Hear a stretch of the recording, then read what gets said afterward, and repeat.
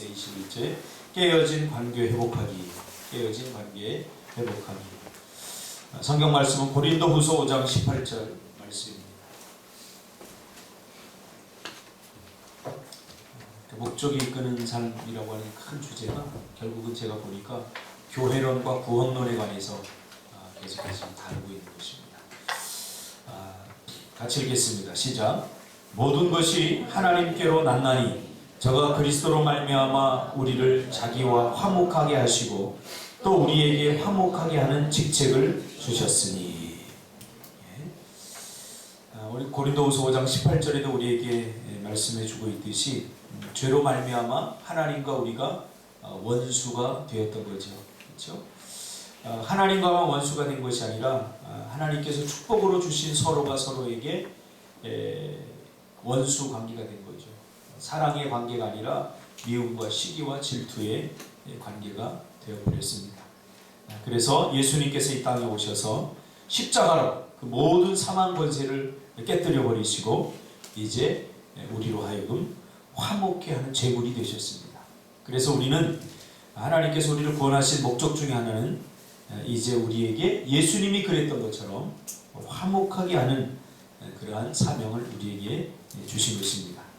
삶이란 사랑하는 방법을 배우는 것이기 때문에 삶이란 사랑하는 방법을 배우는 것이기 때문에 하나님은 우리가 관계를 소중히 여기고 불화나 혹은 갈등이 있을 때마다 그 관계를 깨뜨리기보다는 유지하는 노력을 하기 원하신다. 결국 하나님께서 우리에게 주신 인생, 이 삶이란 무엇이냐? 그것은 사랑하는 방법을 배우는 것이다. 그렇죠? 사랑하는 방법을 배우는 거예요. 요즘 사랑 안 하기 때문에 문제가 아니라 사랑을 자기 식대로 하기 때문에 문제입니다. 자기가 사랑하고 싶은 것만 사랑하고 그러기 때문에 문제인 거죠. 그래서 우리는 성경에서 사랑하는 방법을 배워야 됩니다. 그래야 문제가 되지 않습니다. 하나님은 우리가 관계를 소중히 여기고 불화나 혹은 갈등이 있을 때마다 그 관계를 깨뜨리기보다는 유지하는 노력하기를 하나님께서는 원하십니다. 바리새인과 서기관들이 왜 예수님께 질책을 받았느냐? 그들은 관계 중심이 아니었던 거죠. 관계 중심이 아니어서 의를 주장하면서 사람들의 잘못을 지적하고 그들의 율법을 지키지 않는다 그러면서 비난하고 그러면서 관계를 자꾸 깨뜨려 버립니다. 지적하고 비난하면 관계가 깨어져 버립니다. 이게 죄가 하는 역할이거든요. 우리는 사랑해야 됩니다. 왜냐하면 우리는 다 부족하기 때문에 우리죠. 우리가 용서를 받았음에도 불구하고 죄를 짓지 않는 수준의 사람으로 용서받은 게 아니라 여전히 그럼에도 불구하고 죄를 지어요. 이건 뭘 의미하냐면 우리 인간이 연약하다는 거예요. 관계는 항상 깨질 수 있다는 거예요. 누구 때문에? 나의 연약함 때문에 깨어지는 거예요. 그래서 너의 잘못을 통해서 우리는 깨달아야 할 것이 있는데 그게 뭐냐면 네가 하고 있는 잘못은 또 내가 할 수도 있고 또 내가 언젠가는 반드시 하게 되는 그런 잘못이라는 사실이죠. 그래서 우리는 비난하고 관계를 깨기보다는 이제 사랑하고 용서하는 법을 먼저 배워야 된다는 것입니다. 물론 관계가 그렇게 쉽지만은 않습니다. 그래서 성경이 우리에게 주는 답이 뭡니까? 예수님이 그랬던 것처럼 하고 앞에 전제가 없습니다. 우리가 사람을 사랑하는 거 잘 안 됩니다. 그래서 우리는 항상 모델링을 예수님에게 둬야 됩니다. 그래서 우리는 관계를 깨뜨리기보다는 갈등 속에서 서로 이 문제를 통해서 싸우고 다투고 하기보다는 관계를 유지하는 것이 중요하다. 만약 하나님의 복을 받기 원하고 하나님의 자녀로 알려지기 원한다면 화평케 하는 자가 되어야 한다. 그렇죠? 마태복음 5장 9절에도 화평케 하는 자의 복에 대해서 이야기하고 있습니다. 화평케 한다는 것은 양보를 의미하는 것도 아니다. 때로 예수님은 많은 문제들 앞에서 악한 반대자들과 대면하여 물러서기를 거부하셨다. 그러니까 무조건 참아주고 무조건 용서해주고 하는 것이 정답은 아닙니다. 그것이 화평케하는 것은 아닙니다. 항상 우리는 예수님이 그랬던 것처럼 하나님의 말씀 중심으로 공동의 유익, 특별히 교회라고 하는 공동체는 어느 한 개인이 유익을 받는 것이 아니라 공동의 유익을 쫓는 것입니다. 모두의 유익을 쫓는 거죠. 그래서 하나님은 교회를 사랑하시지만 결국은 교회를 속해 있는 한 사람 한 사람을 사랑한다는 사실입니다. 관계 회복을 위한 7가지 성경적인 방법을 살펴보자.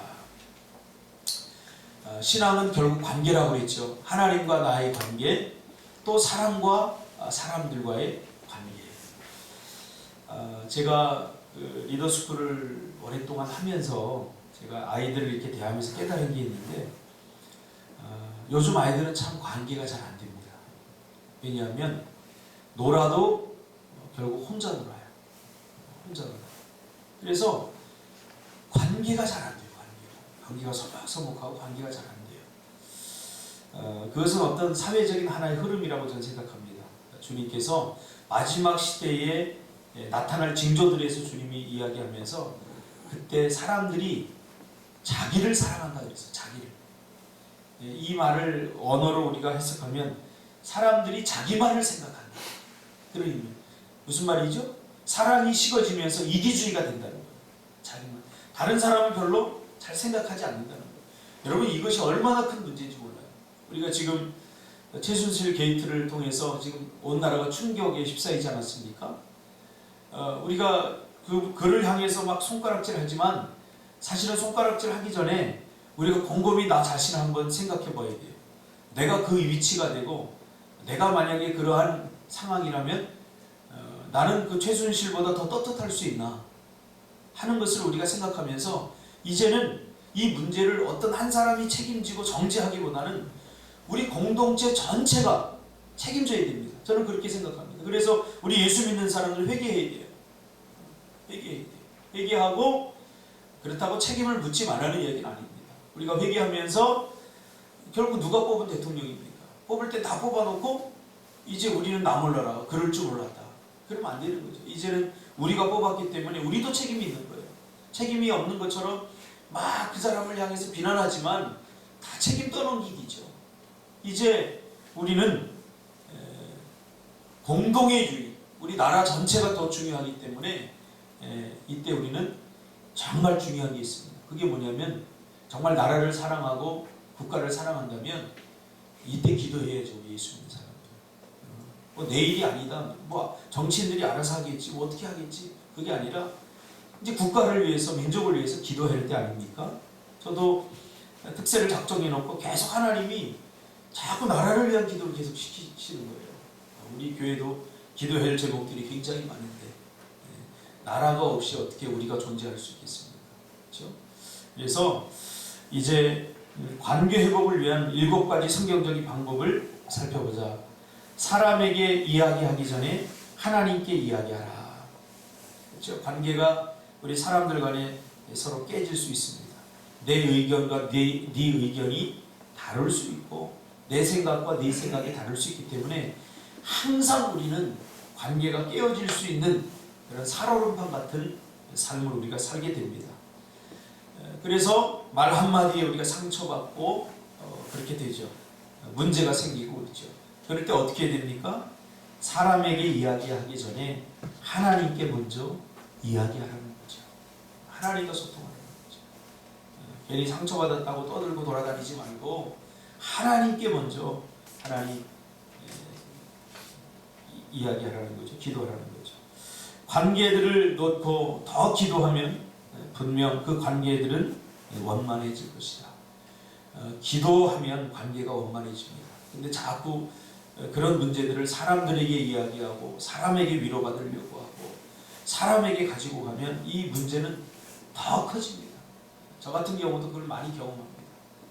그래서 지저분하게 사람들에게 가져가기 전에 먼저 하나님께 가지고 와서 하나님께 기도하고 하나님 앞에서 울고 하나님 앞에서 억울해하고 그렇게 하면 하나님께서 반드시 들어주신다는 거죠. 그래서 그때는 관계가 깨어지는 것이 아니라 관계가 원만하게 해결될 수 있다는 사실입니다. 상대방이 행동을 취할 때까지 기다리지 말고 항상 먼저 다가가라. 참 힘들고 어려운 것이 관계입니다. 관계가 얼마나 힘들고 어려운지 몰라요. 신앙생활도 결국 관계가 좋으면, 성도들끼리 관계가 좋으면 이게 참 교회도 나오고 싶고 참 그래요. 저희 어머니도 신앙생활 오랫동안 하면서 제가 이제 돌아가시기 전에 이런저런 얘기를 하면서 신앙생활에서 가장 힘든 게 뭐였냐고 이렇게 여쭤보니까 관계를 잘해야 된다고 그래요. 관계가 굉장히 중요합니다. 관계는 잘 가꿔야 되는 거죠. 그래서 이 관계를 잘하는 사람들은 신앙생활도 결국 잘해요. 하나님과의 관계, 어떻게 해야지 하나님이 기쁘고 또 어떻게 해야지 이 관계가 잘 유지되는지 그 비결을 알기 때문이죠. 그래서 관계가 삐걱거리고 좀 문제가 생길 때 먼저 우리 어떻게 됩니까? 행동을 취할 때까지, 그 사람이 나에게 다가올 때까지 기다리지 말고 내가 먼저 다가가는 것이 중요합니다. 그래서 냉랭한 채 서로 잊지 말고 서로 먼저 다가가서 그 냉랭함을 풀어줄 수 있는. 그러니까 성도 간이 냉랭해지면 어떻게 됩니까? 교회가 냉랭해지는 거예요. 교회가. 목사와 성도 간이 냉랭해지면 교회가 냉랭해지는 거 아니겠습니까? 그래서 먼저 가서 뭐 오해가 있으면 풀고 서로 원만하게 따뜻한 그런 관계심을 유지하는 것이 결국 교회를 세워나가야 되는 것 아니겠습니까? 입보다는 귀를 더 많이 사용하여 그들의 감정에 공감하라. 너무 말 많이 하면 안 돼요. 입보다는 귀를 더 많이 사용해요. 무슨 말입니까? 말을 많이 하기보다는 많이 들으라는 거예요. 상대방의 이야기를.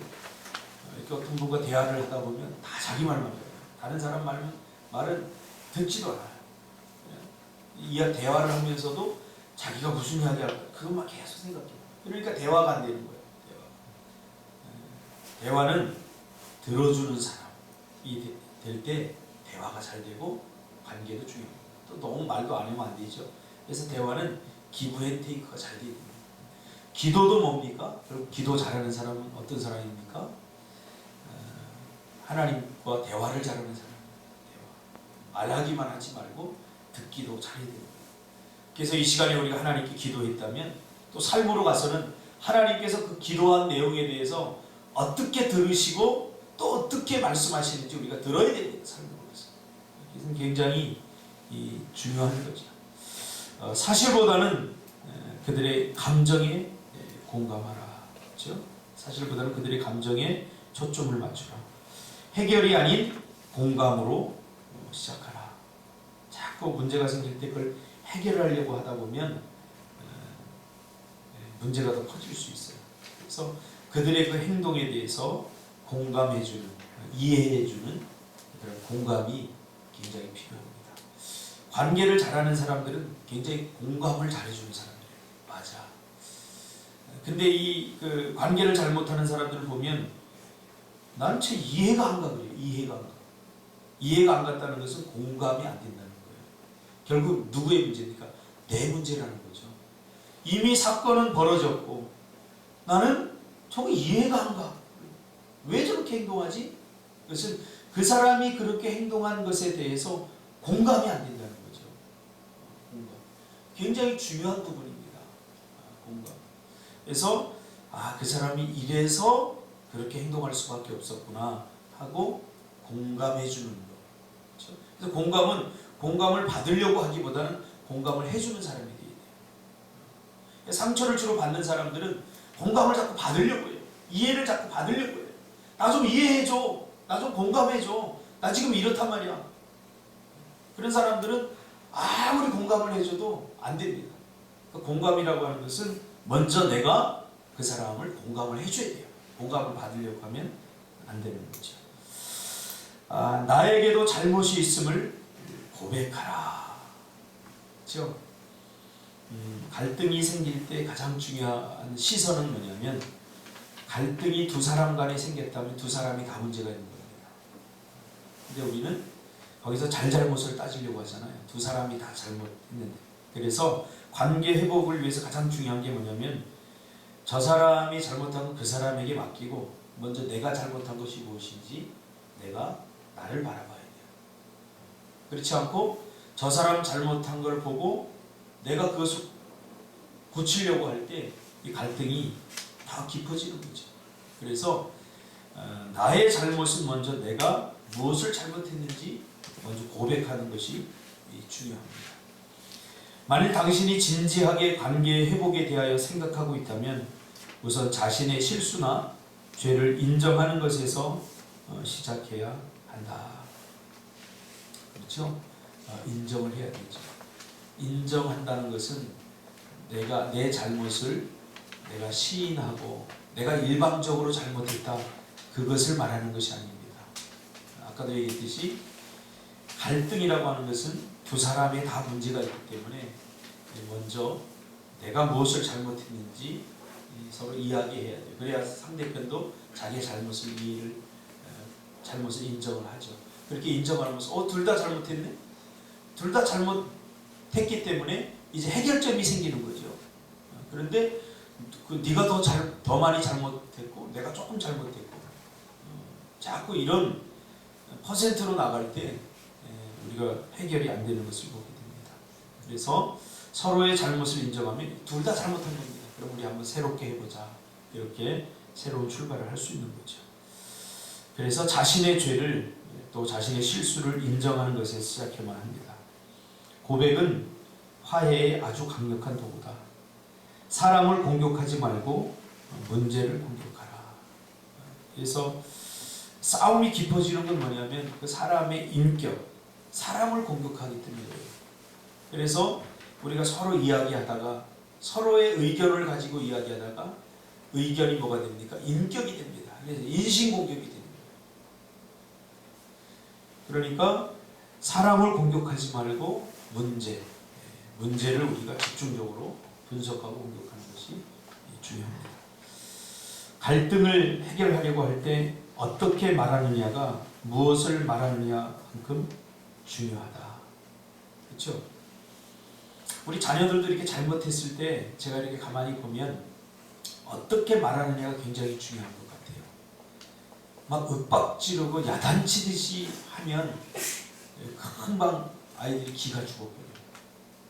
그런데 잘못했을 때 이렇게 이걸 부드럽게 이야기하면 아이들이 잘 알아듣더라고요.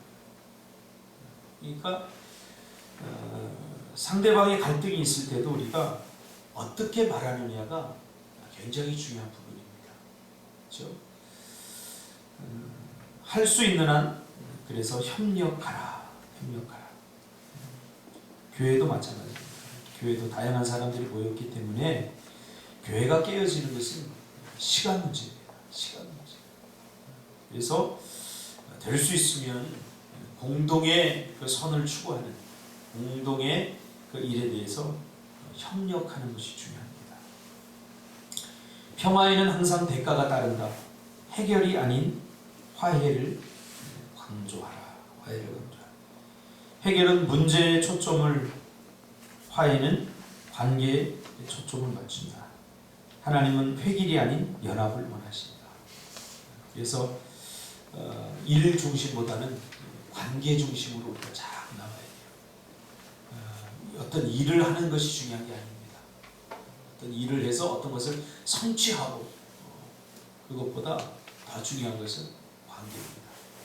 그래서 일은 성공했는데 결국 뭐예요? 사람들은 다 잃어버리고 사람들의 마음에 상처가 깊어지고 교회는 어수선해지고 그러면 안 된다는 거죠. 그래서 교회 일을 할 때는 많은 대화를 하고 한 사람이 일방적이 아니라 모든 사람의 공동의 의견을 모아서 함께 하는 것이 굉장히 중요합니다. 그리고 내 개인 의견은 그 진리가 아닌 이상 모든 사람이 원하는 쪽으로 해나가는 것이 굉장히 중요합니다. 깨어진 관계 회복하기. 가장 중요한 것은 우리가 예수님을 닮은 모습으로 서로 희생하고 헌신하는 것이 중요합니다. 내용 요약, 생각할 점. 오늘 하루 반복해서 생각하고 묵상해 보세요. 관계들은 항상 회복할 만한 가치가 있다. 그렇죠? 관계가 깨어지면 우리는 좀 불행하죠. 뭔가 불안하고, 그렇죠? 그래서 관계가 좋을 때 우리는 행복을 느낍니다. 그래서 좋은 관계 맺는 훈련을 우리가 해야 돼요. 내가 상대방이 어떻게 말해야 되는가, 또 갈등이 있을 때 어떻게 대처해야 되는가.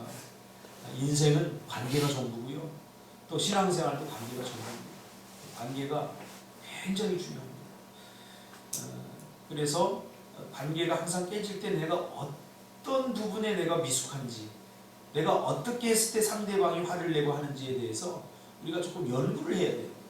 그렇지 않고 일방적으로 내가 이렇게 다가가면 문제가 생길 수가 있는 거죠. 삶으로 떠나는 질문.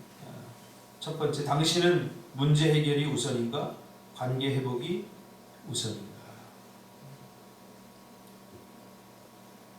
두 번째, 7가지 관계 회복 방법 중 당신이 가장 힘써야 할 것은 무엇인가?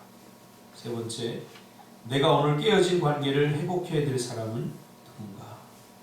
여러분들이 한번 질문하면서 나름대로 답을 얻으시고요. 또 실천할 수 있기를 바랍니다. 관계에 대해서 우리가 조금 더 깊이 생각을 해보고요. 외울 말씀, 할 수 있거든 너희로서는 모든 사람으로 더불어 평화하라. 예수님은 화목제물로 이 땅에 오셨습니다. 우리에게 깨어진 관계를 회복시켜 주시기 위해서 오신 것입니다. 그래서 우리는 관계에 다 서툴고 관계의 전문가들이 아닙니다. 그래서 예수님께서 우리에게 한 것처럼 이렇게 한 사람이 일방적으로 한 사람에게 십자가의 정신을 가지고 희생하고 헌신해 줄 때 이 관계가 회복될 수 있음을 우리가 성경을 통해서 배우게 됩니다. 화평케 하는 자는 하나님의 아들이라 불리리라. 마태복음 5장 9절 말씀입니다. 그래서 관계가 좋으려면 주님이 복음서에서 내린 결론이 뭡니까? 권리가 아니라 의무로 먼저 다가서야 됩니다. 자꾸 관계에서 내가 권리만 주장하면 안 됩니다. 권리를 주장해버리면 관계는 절대 좋아질 수 없습니다. 그래서 내가 찾아야 되고 내가 누려야 될 권리를 자꾸 주장해버리면 안 되고 먼저 의무로 다가서야 됩니다. 그래서 아내와 남편, 하나님과 나 사이에서도 하나님 왜 기도 응답 안 해주셔? 이게 아니라 먼저 내가 하나님께 해야 될 것을 제대로 하고 있는 거예요. 아내와 남편 관계 속에서도 권리 주장하지 말고 당신이 나한테 해준 게 뭐 있어? 라고 말하기 전에 나는 그에게 무엇을 해줬나? 항상 좋은 관계를 맺지 못하는 사람 자꾸 자기 권리 주장만 해요. 자기 권리. 그러지 말고 내가 의무로 먼저 다가서야 됩니다. 그것이 복음서가 우리에게 던져주는 관계, 원만한 관계를 맺는 평화의 사람이 되는 중요한 핵심입니다. 오늘도 여러분 살아가면서 권리를 주장하기 전에 먼저 의무로 다가서는 여러분이 되시기를 주님의 이름으로 축복합니다. 기도하겠습니다.